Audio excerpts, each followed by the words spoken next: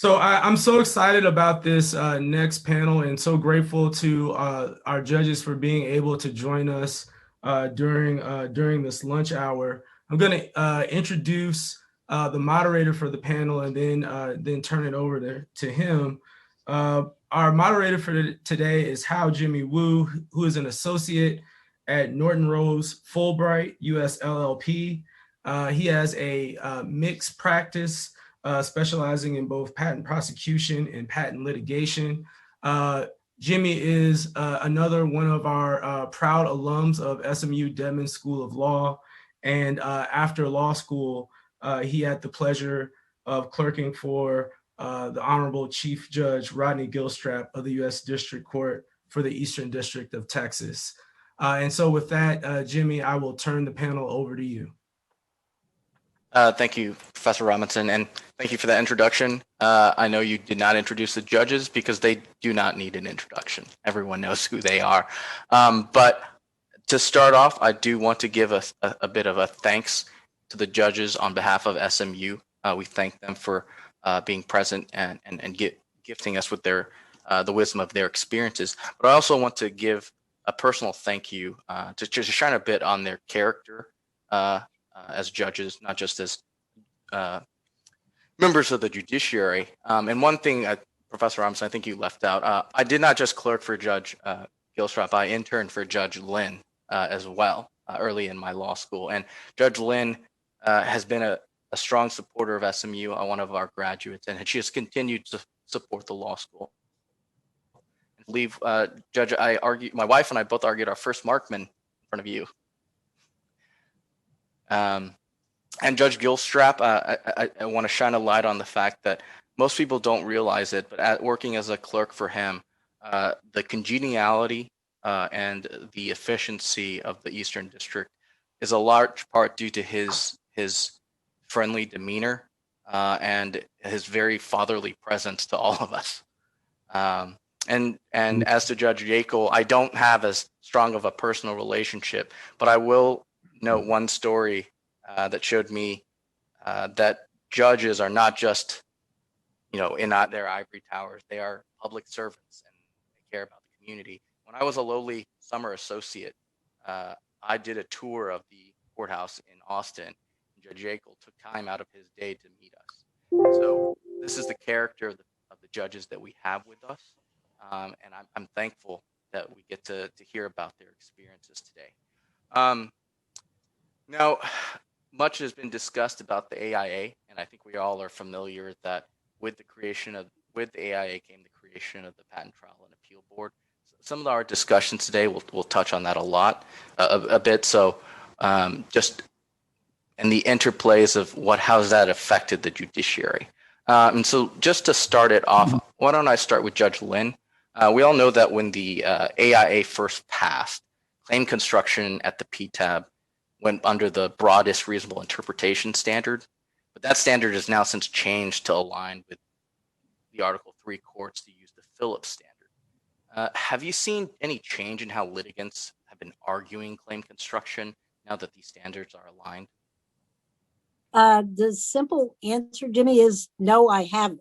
I don't mean to suggest I have a crystal ball, but I remember very well being on a program at the Eastern District Bench Bar where people were talking about what change did they think this would bring to our courts and looking at PTAB decisions, and I predicted none. And from my limited vantage point, I have not seen any change at all. And Jimmy, on a slightly different subject, I want to say one thing. If you all see me vanish during this program, I've got a live criminal jury out deliberating, and if they ask another question, already one this morning, or have a verdict, I might need to sneak out. And Judge Gilstrap promised that he and Judge Yeakel would talk about me behind my back, and I gave them full authority to do that. So my answer to your question is I haven't seen a change at all. Sure. Thank you, Judge, for reminding me about that as well. And Judge Gilstrap, have you seen any changes? Not as far as claim construction. My answer would be the same as Judge Lynn's. The AIA has brought about, obviously, Section 299 is the biggest change. The AIA went into effect about 3 months before I came on the bench. So I came in with the AIA, I guess you might say. But as far as claim construction, Jimmy, no, it really hasn't impacted a lot of what I see. Matter of fact, I can't think of a single instance where it's really made a difference. Now, perhaps on the standard of review when the claim construction opinion is being reviewed by the circuit, but as far as in the trial court presenting evidence about what these words in the claims mean or don't mean, no, I really haven't seen any real difference. Have you seen any changes in how the PTAB are viewing constructions maybe that you have entered in your cases on the same patent? I really can't say that I have. I mean, I think we all recognize that there's been sort of an ebb and flow in the claim construction world where back 10 or so years ago, there were a very high number of reversals based on claim construction. That has subsided significantly. And now we're probably at the other end of the pendulum swing where very few reversals based solely on claim construction are common. So, I can't say that from a PTAB vantage point, I notice a whole lot of difference, but from a broader high level entirety of the intellectual property system, there's certainly been easier on we trial judges being afraid of being reversed on claim construction. That risk has gone down substantially. Now, maybe the pendulum swings back in the future, but where we are now, it's not nearly the concern from a reversal standpoint that it was in the past. Thank you, Judge. And Judge Yeakel, would you say that your experiences with claim construction have been pretty consistent or different? No, I would say it's been almost entirely consistent with what Judge Lynn and Judge Gilstrap said. I would maybe add one thing. Maybe there has been a subtle change that is not that noticeable to us when we're conducting Markman hearings, and that I suspect that the lawyers are really now arguing it somewhat differently because we now have the same standard as PTAB does. Both of them are the same, but that might actually manifest itself more in arguments they give before PTAB than what they give before us. But I suspect with the patent bar, they're aligning their arguments in both locations differently.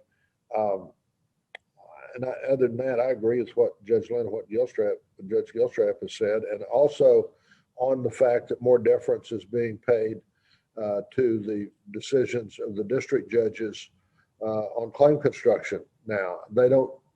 The Federal Circuit is not using that term deference, but you can't go over the history, as Judge Gilstrap said, and look at what it was like 10 years ago and look at what it's like today and not think that that's going on. And I think on the whole, that is better. I don't know what the reason for it is. I suspect that in recent years, we have had a very large number of new judges named to the Federal Circuit, and however they're discussing things and working things out internally has probably had some effect on the difference in the way they're approaching not just Markman, but all issues that come before them. Thank you, Judge. Sure. I would add, as just an aside, those of us that were on the bench back when the pendulum was at the other end of the swing, and there was not nearly the deference Judge Yeakel's correctly identified, we're the ones that write the 100-page claim construction orders. The new judges that came in when the pendulum was where it is now write much shorter orders because they're not nearly as afraid as we were about getting reversed. Yep. So if it's a short order, it may be a new judge, and a long order, it may be an old judge. Judge Lynn, would you say that was a similar experience for you, long and short? Yes, but I don't want to discuss what's the difference between an old judge and a young judge. But yes, I agree completely with the observations of Judge Yeakel and Judge Gilstrap. I'm an old judge. Judge Gilstrap's a young judge, and you're right in the middle, Judge Lynn. Remember, It's I'm the the Goldilocks standard we're talking about. Yeah. I'm the one Jimmy started out calling fatherly here, so he's the one that injected age into the discussion. Yeah, you're right. Judge, you will recall that you were a very a mentor to me, so I couldn't help it. Judge Yeakel, I think I want to jump back to you real quick. Judge Gilstrap had touched on 299 of the AIA being a big change, and for those of the members of the audience who aren't familiar with it, 299 of the AIA precluded joinder of multiple defendants into a single patent suit solely on the basis that those defendants all infringe the same patent. So this kind of broke up the trials, the suits into multiple trials. In this context, how have you seen changes in terms of the effort that courts have put into managing the different trials simultaneously when there's multiple defendants and single plaintiffs? Well, I haven't ever, I have managed cases where there's the potential for multiple trials with single defendants, but I'm pretty sure I'm doing it pretty much the way almost everyone is. There might be some slight variations, and I don't think all of the judges that try patent cases ever got together and had a meeting after Section 299 to say how we're going to do it. But in my talking with judges around, I think we all kind of fell into doing it pretty much the same way. And that is, if we sort out any venue problems, and so we're left with what we have in our court, and then what I do is I put all of those cases on a parallel track because it's just more efficient that way for not only the court but the lawyers. And I tell them that they need to reach agreements that all the depositions they take in all the cases need to be used in all of the cases, so we don't start letting things really get out of hand. And then I manage them kind of like I would manage one case, except there are obviously a few little minor deals because you got multiple cases at that point, and we see who settles and who doesn't settle. And then when we get down to the end, if we have more than one case left that needs to be tried, I schedule multiple cases in that regard. It really hadn't been a problem because by the end of the game, I don't think I've had a case where I've had 3 or 4 of those parties wanting to try the same case. I'm willing to do it. It just hadn't come up. It's actually worked pretty efficiently and pretty well in my court. Thank you, Judge. Judge Lynn, in these contexts where you might have multiple cases that are joined for pretrial, have you I assume there's efforts taken to ensure that there's no inconsistencies in terms of claim constructions or related issues, rulings unrelated to issues of invalidity and unenforceability. Could you talk a little bit about that? Well, I mean, essentially what I've done, I just want to elaborate a little bit on what Judge Yeakel mentioned. I think we're all doing essentially the same thing as he suggested. This was one of those things where there was a lot of chit chat about how there was abuse because multiple cases were filed by the draconian troll of America.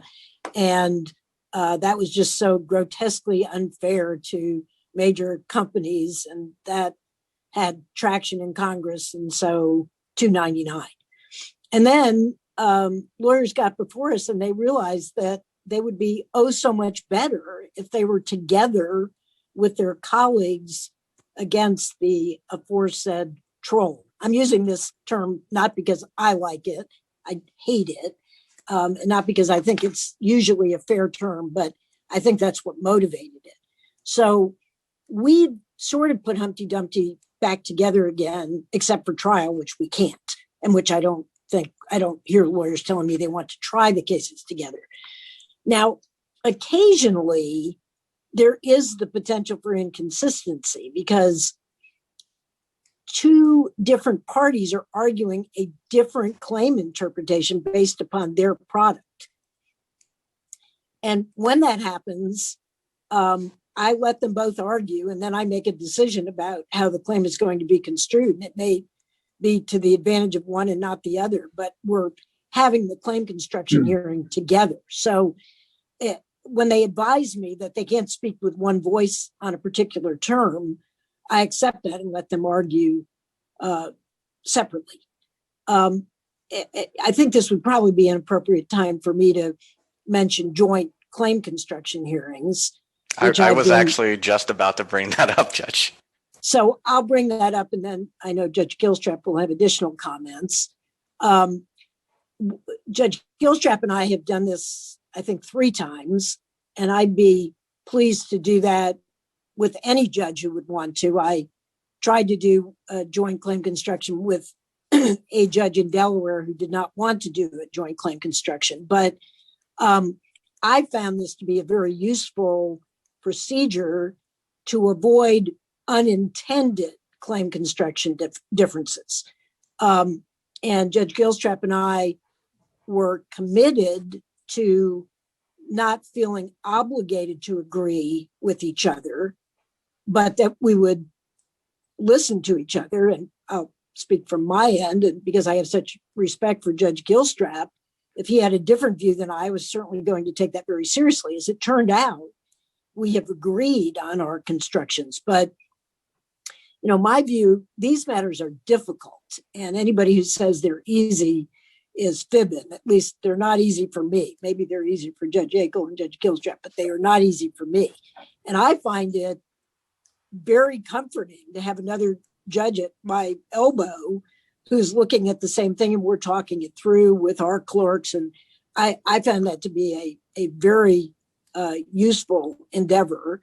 And I will continue to do that whenever another judge is interested. But you have to be mindful of making sure that the parties have an opportunity to argue a different construction if their particular approach necessitates that. And I've done that in many cases. Judge Gilstrap, did you want to add to what Judge Lynn mentioned? I would adopt everything Judge Lynn has said. They've been uniformly positive and productive experiences, and I would be open to doing it again with anybody, anywhere. Some of the time in those joint claim constructions, my case will have some terms that she doesn't. In her case, there'll be some in dispute that I don't, and then there'll be a set of common terms that are disputed in both cases. And it's much more efficient. And I too enjoy the benefit of having my esteemed colleague, Chief Judge Barbara Lynn, involved when I'm trying to struggle with it too. And I would echo what I think all 3 of us uniformly believe. This is not an easy process. And to the extent we can collaborate and cooperate, it all works out better. The good news is we've been alternating locations for this. So when I come to Dallas, she tries to feed me with Pecan Lodge barbecue. And when she comes to Marshall, I try to get the best East Texas barbecue, usually from Jefferson, and try to show her that we have better barbecue here than she has there. And so if Judge Yeakel would invite us to Austin and provide Franklin's, we could see how that is, but we haven't had that opportunity yet. I'm just going to say right now that the barbecue in the Eastern District was better than the barbecue I furnished and a hell of a lot cheaper. Well, on that discussion, I would like to add that I recall, Judge, when I was Judge Gilstrap, sorry, there's three judges here. I do recall when I was your clerk, we got questions from clerks in other districts about that joint process. So Judge Lynn and Judge Gilstrap, I don't know, maybe you're starting a trend or something. Let me back up and touch one thing on the 299 topic that I don't think we've covered. Sure. I think all of us effectively consolidate the cases that would be tried separately for pretrial purposes. We make individualized venue decisions, obviously, but it's a common claim construction process. And the cases are managed and developed pretty much, as Judge Yeakel said, like one case.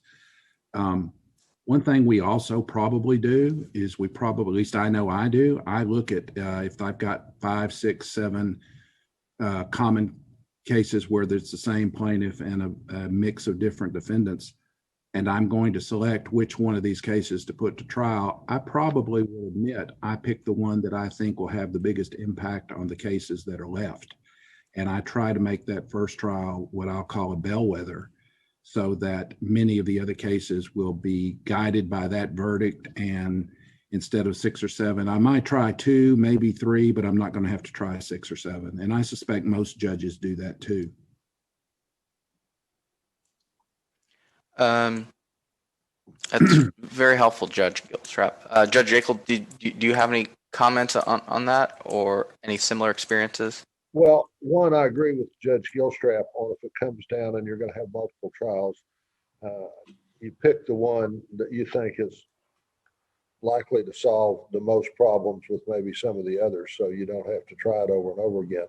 I have not had the occasion to sit for a joint Markman hearing with another judge, although I'm extremely open to it. I think it absolutely is the best way to handle it. And personally, I spent 5.5 years on a state intermediate appellate court, and I always found it comforting, even when it was my opinion, that I had 2 other sets of eyes and 2 other sets of ears that were studying and reading the briefs and knowing basically what I did, so we could sit down and discuss it. And I'm not surprised to hear that Judge Lynn and Judge Gilstrap have not disagreed, because I think if you're hearing the same thing and you discuss it, even if you start out with some minor disagreements, the way it worked when I was on the Third Court of Appeals, we were able to kind of file down some rough edges and revise some language and come up with what we thought was an opinion that we could all agree on. And generally, whether it's in appellate court or whether it's doing Markman and related cases, I think it's better for jurisprudence, and I think it's better for the lawyers, and I think it's better precedent if you don't have disagreement, if you can possibly avoid it. Of course, we all understand that we're independent judges, and if we truly believe something, then we might disagree, but we do it collegially. Thank you, Judge Yeakel. And while I have you, I just want to shift topics a little bit and talk about IPR petitions. As you know, that a petitioner typically has a timeline, a statutory timeline to file their challenges at the PTAB. And with that timeline, I think there comes competing interests between the patent owners and the plaintiffs and defendants. For example, maybe defendants want to narrow the issues as much as they can, and so they know what to challenge, or plaintiffs wanting to decide they elected claims and what happens after a PTAB renders a decision. How have you tried to look at the competing interests of litigants when they're have a separate interest in another forum?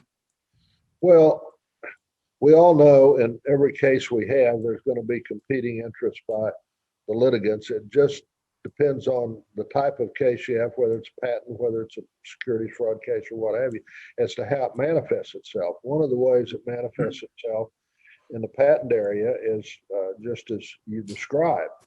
But we're constantly balancing the competing interests and trying to determine one, who's being reasonable, who's not being reasonable, whether or not there really is an advantage to allow for us to go forward with something at any given time.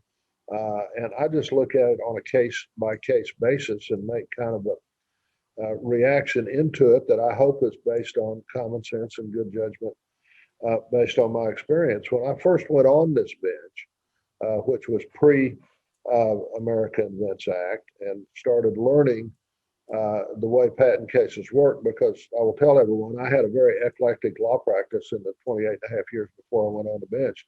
But the one thing that I never did was be involved in patent cases. So I had to become taught and self-taught to a degree when I went on the bench. And so I had a prejudice to staying anything. I still have a reluctance to want to stay something dependent upon an event that I don't have control over, such as if I stay something, then the PTO gets to decide when it's going to come back to me. But since we've dealt with the AIA for over 10 years now, I've kind of moderated my position, and I've seen that there are some reasons to go ahead and stay a case if there's something proceeding up there. I still don't particularly like to do it, but I see the wisdom of it, particularly as the law kind of grows and what the ongoing relationship between PTO and the district courts are going to be. And the federal circuit's still got a long way to go in thoroughly sorting that out. But so I balance a lot of things, and I balance what's good for me too. And part of that is, when in the process do I get a request to stay something? Generally, I'm more open to it if nothing has happened very much in my case, because if we've gotten pretty far down the line in the case and it looks like it's getting ready for trial, I kind of hate to put something off. I haven't had a problem with litigants playing a protective order game with me, and I just really have not had much of a problem with the lawyers on this. But it's just an overall kind of balancing the facts and the equities of a particular case against what could be accomplished up there and what can be accomplished here, and how does it get the case to resolution. I think one of the things that frustrates a lot of judges in the patent area, there are sometimes obvious cases where it doesn't look like anybody really wants to resolve the case. They're having a good time with the game. And so I try to look for things like that. But I can tell you, I haven't really had a problem with it. It's caused me to just look at things a little bit differently than maybe the perceptions that I came in to the bench with. Thank you, Judge. You mentioned stays. Recently, I believe the Patent Office designated a presidential PTAB opinion that indicated that the board can discretionarily deny to institute an IPR for several reasons, including in view of a parallel litigation that might be going on in your courtroom. Have you had any experiences where that has become a factor, where a PTAB institution decision comes out on the eve of pretrial, or seen how, when you receive motions to stay and you seeing changes in how the PTAB is viewing your orders on those stay orders?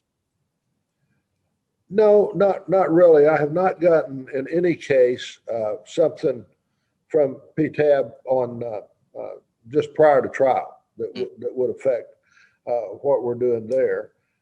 Usually the lawyers, when I do render a stay, the stay has always stayed pending further order of the court. So if I think things are going on too long, I have a chance to claw it back instead of just saying we're going to stay it till PTAB rules.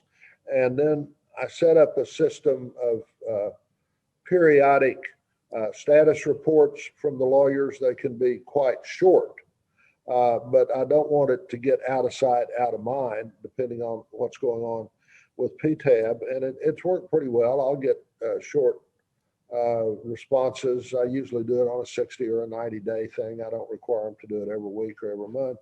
That, well, this has happened at PTAB and we're anticipating something happening on another date. And we've been working this out with them. And so it's been, I haven't had any problem with it. And it's good for me to know what's going on. And I think it's good for the lawyers to know that the district judge is still engaged in watching their case, even though the primary focus at the time may be at PTAB. Thank you, Judge. Judge Gilstrap, I'm going to jump back to you. I think you've had some instances where the PTAB institution decision came out pretty close to some critical deadlines. Yeah, that's true. Let me say this, Jimmy. I applaud the PTAB for taking into account the amount of time, effort, and resources that have been contributed to the district court and factoring that into their institution decisions. That helps keep down the game playing between the two parallel tracks provided for under the AIA. and I applaud their decision to do that. As you well know, my views and practice on this have been pretty much consistent. In a pre-SAS world, when the board did not have to institute on all claims, if they didn't institute on all claims, I didn't stay because I still had claims that were not instituted on, and I had a live lawsuit, and I had a responsibility to get it litigated and tried. In a post-SAS world, if the parties move on less than all the claims that are pending before me, and even if the board grants on everything that's been moved on, I still have unaffected claims back in my district court case that are not going to be involved before the PTAB, and I have an obligation to move forward on those. And I uniformly don't stay those cases. And I wish the lawyers would listen when I tell them, if you're going to move for me to stay a case because you've petitioned the PTAB and they haven't reached a decision yet, and there's been no institution, I'm not going to stay before I know what the PTAB's going to do. And I have denied stay motion after stay motion as premature because the PTAB hasn't made an institution decision at all.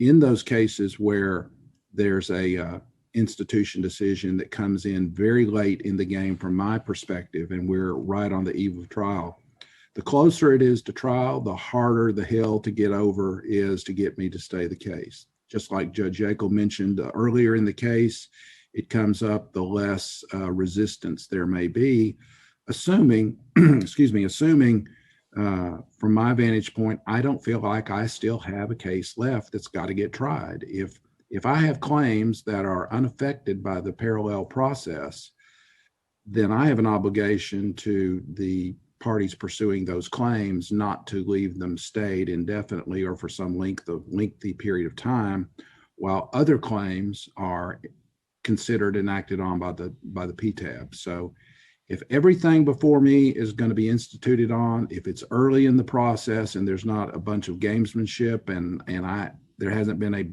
big expense of resources, time, and effort in the case, then certainly I'm open to stays. But it's the exception and not the rule. And one of the primary vantage points or perspectives I try to look at it, those stay motions from, has the PTAB made an institution decision? And if so, do I still have a case left regardless of what they do? And if I still do, then I'm probably not going to be inclined to stay unless they're really extenuating and exceptional circumstances. Thank you, Judge. That's my philosophy. Judge Lynn, I think you dropped off for a bit for a jury question, I assume. You're on mute, Judge Lynn. I've just been kicked out repeatedly for reasons I don't understand. So I got a different device. So I apologize, but I don't know how much you caught of what Judge. Yeah, I did. I was mainly here. I generally am in agreement with the comments that have been made by the other judges. The sooner, the better. If a lot is left behind, the likelihood that I'm going to stay my entire case is slim. If most of the case is before the PTAB, I may grant a stay. I recognize I've still got it, but generally speaking, if 80% of the cases before the PTAB, the likelihood that it's all not going to be wrapped up in the result of that is pretty remote. So I'm going to approach it practically based on what I think is the outcome. But if there's a lot of delay and gamesmanship, I generally can see that, and I'm not going to be handling that in a way that the game players want. Well, on the subject of quote unquote gamesmanship, I think Judge Gilstrap mentioned that as well. Even Judge Yeakel mentioned issues with protective orders. Judge Lynn, I'm curious, I know there are different rules for discovery at the IPR, and they have more limited and narrow purposeful discovery compared to discovery rules at the district court, which are governed by the federal rules and your orders. Have you seen situations where litigants may take advantage or maybe trying to use some of the broader discovery of district courts trying to seek amendments of protective orders, and in a way of trying to use the two forums, in tandem to pursue their. I really haven't. I recognize that potential, and I sort of look at what's before me to make sure that that's not happening, but I can't say that I see any trend to do that. Judge Gilstrap? I've seen some of that, not a huge amount. I like to say with a certain amount of pride that lawyers are the most creative people on the planet. And whether you call it creativity or whether you call it gamesmanship, most of us on the bench used to be where they are previously, and we have a pretty good idea of seeing what they're doing. And once it gets to a level that can be called gamesmanship, it's rarely something that I know of these three judges, and probably most district judges are going to be oblivious to or miss. And gamesmanship is never something that gets rewarded in my court, and I suspect it's not rewarded anywhere else. Thank you, Judge. I'll jump to another change of the AIA. So with the PTABs, with the PTAB now and IPR challenges, there's came a new type of estoppel. Essentially, any printed publications that could have reasonably been raised at the IPR decision that resulted in a final written decision, the petitioner is now stopped from using those references at the district court. Judge Yeakel, I'm wondering, because of that, have you seen a change or an increase in or any differences in how litigants are using system prior art references in their litigation and in their defenses? And if so, what are ways that you've tried to make sure that the presentation of system art isn't overly burdensome on the court or confusing for a jury? Well, one, I haven't really seen a big change and haven't had any problems with it. Now, I'll say this, looking at my two colleagues, I try a whole lot fewer patent cases than either Judge Gilstrap or Judge Lynn try. Part of the reason is I've got a smaller docket, but also, strangely, just had fewer cases come along that got ready for trial. And we've gotten it worked out, but I have not seen a decided change in the way lawyers are approaching this. And now, the cases that settle, as I say, they go along a good long way before they settle. So you manage the case and you see a lot of activity going on in the case, but I have not seen a big change on this. If I had to pick out one little thing that could be related to this, but I'm not sure that it is, I have seen the lawyers before me are a lot more careful now and more detailed with the way they're presenting prior art and disputing prior art.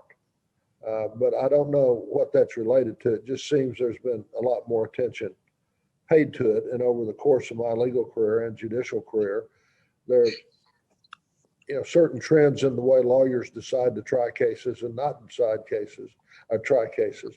And so I can't really put a finger on that and having relating it to the estoppel situation. It hasn't changed the way I do things, in other words. Thank you, Judge. How about you, Judge Gilstrap? My answer would be in large part what Judge Yeakel said.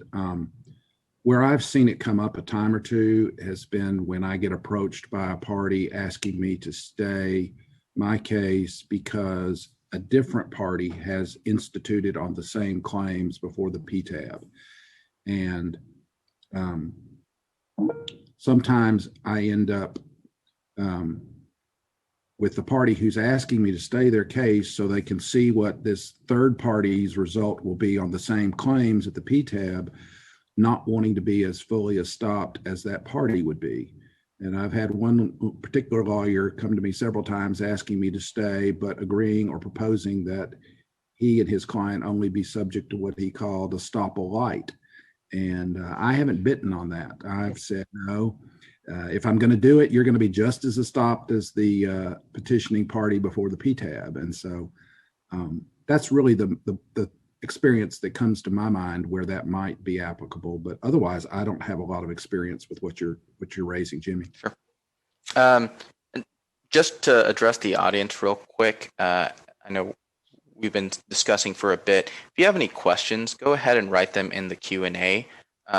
We'll have a bit of time at the end to discuss some questions, but it'll give you some time to think of the questions that you'd like to present, and I'll look at them and ask them to address them to the judges. Judge Lynn, how about you? Have you seen any effects with estoppel? No, basically not. Okay. Let's see.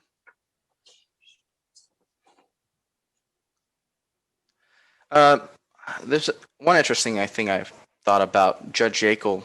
Have you seen situations where there's inconsistent positions being taken by parties? For example, the current patent owner versus statements made by a prior patent owner in some other forum or in some other litigation, or between a defendant making arguments at the ITC with respect to the same patent as the defendant is in your courtroom. And have you dealt with those situations? I haven't seen the latter. Clearly, during the life of a patent, if it changes hands and it goes from a prior owner to a later owner, and there's been what I'll term litigation, either in a trial court or before the PTO, or PTAB, you're going to get the opportunities there for different positions. And what I tried to look at them on the basis of, is the way I would in a normal lawsuit, is it the type of different position that you bound everybody to? What were the facts of what was going on previously? Did it involve something substantively?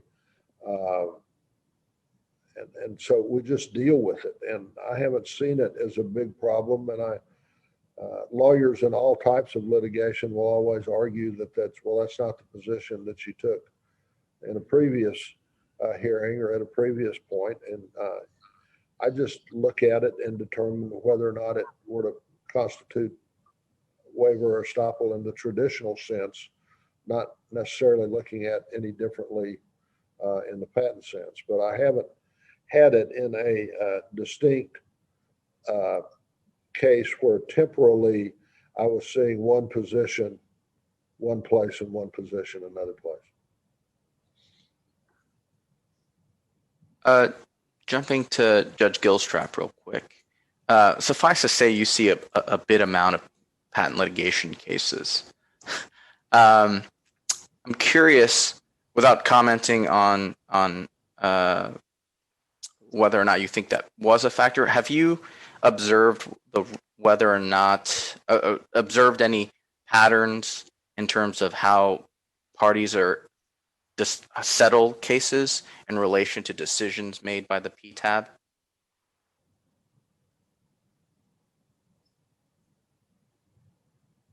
Not really, Jimmy. I mean, what goes into the settlement process between parties is usually something that's remote and unknown by the court. Sometimes you see big things happen that you think this might impact the parties in any settlement discussions. But now, by the same token, if the PTAB invalidates, if you've got 12 claims in my case and the PTAB institutes on all of them and the PTAB invalidates 11 and one poor little claim comes limping back to the district court to get a trial, well, then it's an altogether different situation than it used to be. And clearly that sometimes goes into, or often goes into, the value of the case and what's going to happen in settlement discussions. But beyond what's objectively observable that comes out of the PTAB and seeing it and thinking this might move the needle one way or the other on settlement, there's really not, we don't have the access or the inside knowledge of of what may have happened in that proceeding that is going to give you that kind of level of discernment. I will just briefly, if you allow me, jump back to the earlier question you had with Judge Yeakel.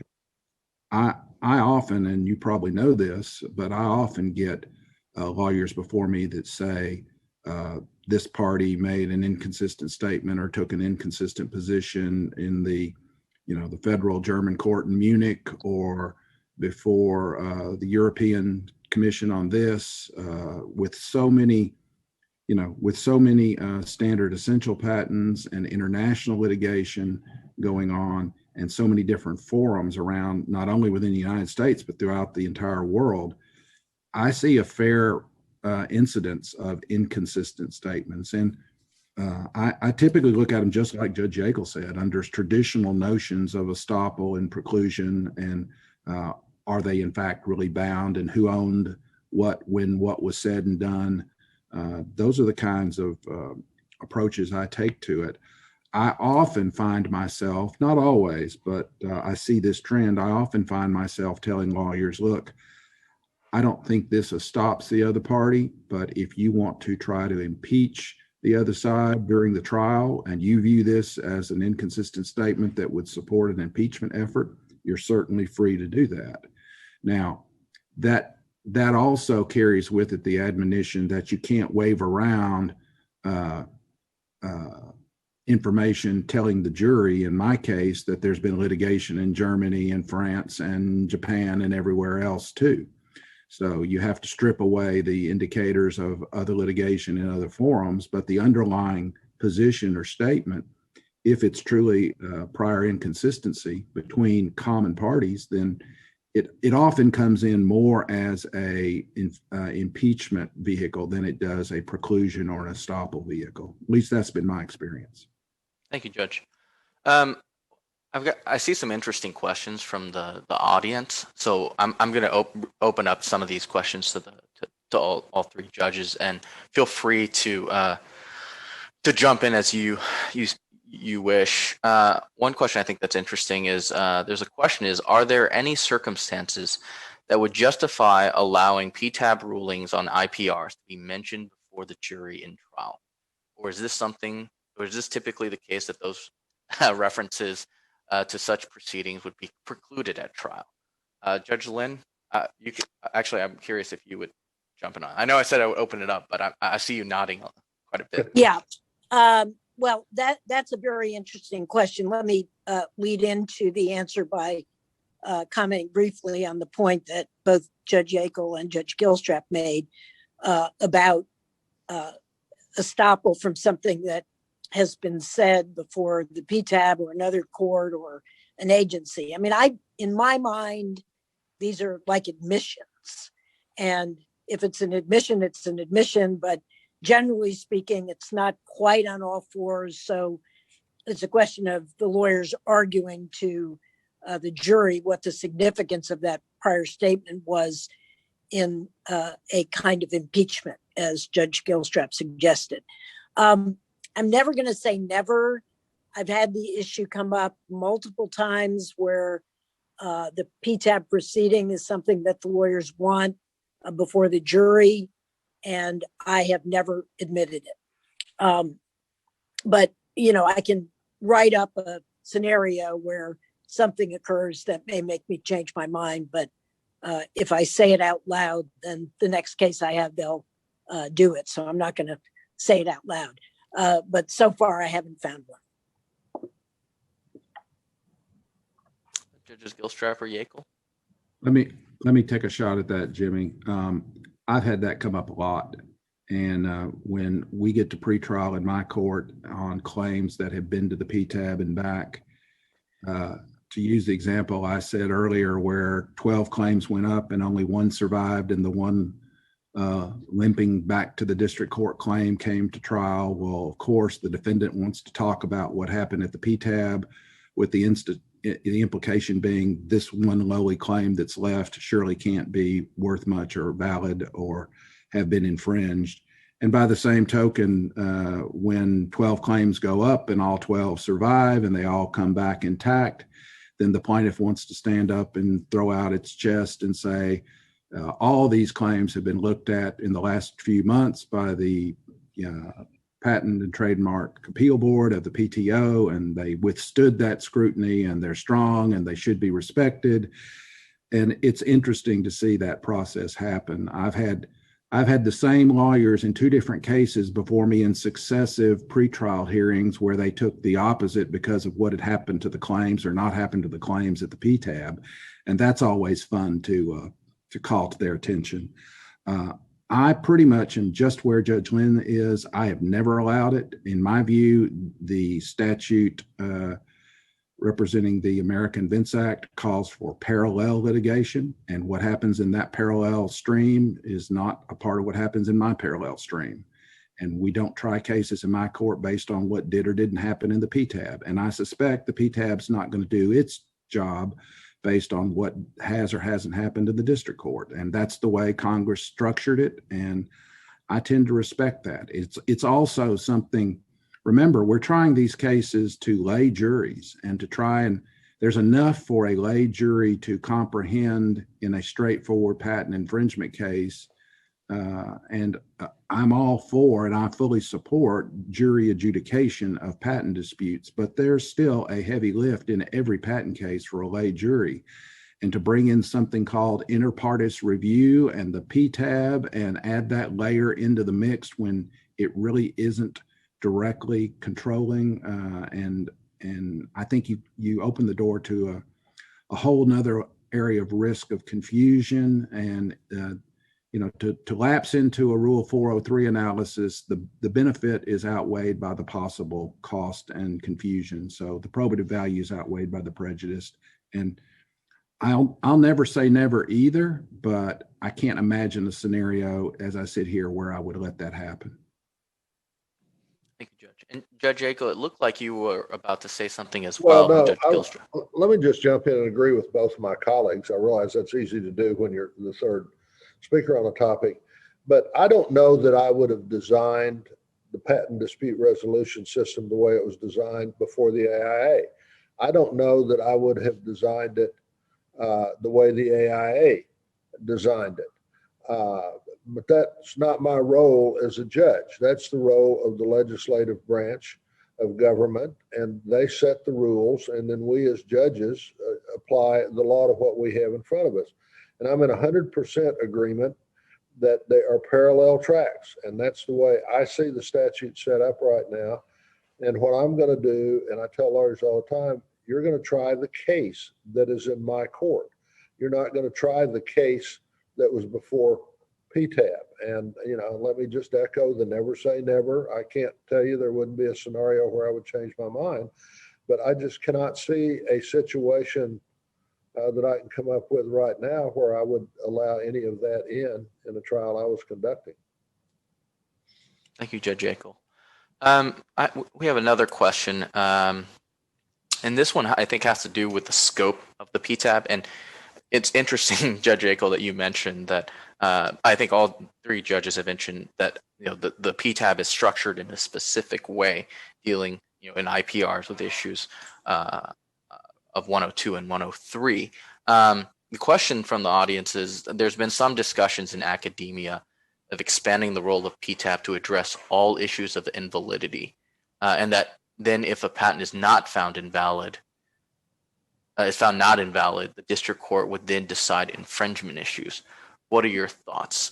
Before throwing that to you, judges, I think, there's some context there. As it stands right now, IPR is 102, 103. And I believe there's a recent Federal Circuit decision that said issues of indefiniteness are not the purview of the PTAB. It's the realm of the district courts. And so with that context, judges, do you have any thoughts on that question? Well, I'll jump into it because of what I previously said. I don't look on myself as a United States District Judge as a policy maker in these areas about whether an administrative agency of the government should decide certain factors on patent cases or whether the courts ought to decide them. That patent law is a statute-made law. It's not common law. The legislative branch gets to make these decisions. and I deal with what I'm left with. I take what comes out of the Congress and I look at it and apply it in my court. And I don't have a preference one way or the other. I'm handling these cases and the indefiniteness issues on what I have in front of me now. And if that gets changed, I will handle them however the system gets changed to. But I don't have a suggestion or a preference one way or the other. And I really don't think it's my place to have one, just to tell you the truth. So. And if that feeling is shared, I think we can move on to another question. Okay. This is an interesting question. The question has to do with whether or not an outcome of a PTAB proceeding should come before a jury on issues of willfulness. I think the question also relates to bifurcating a trial. I'll jump to you, Judge Gilstrap, first. I think that when I was clerking for you, there were a few requests for bifurcated trials on either issues of damages or issues of enforceability. I don't recall bifurcating being often. Can you give some elaboration on your thoughts on that question?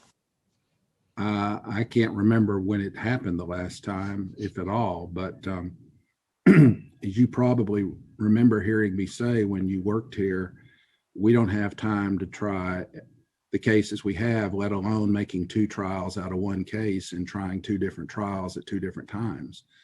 Bifurcation is certainly a valid tool, and there might be circumstances where it's useful, but it comes with a cost of additional time and resources, particularly in the form of 2 separate conducted trials.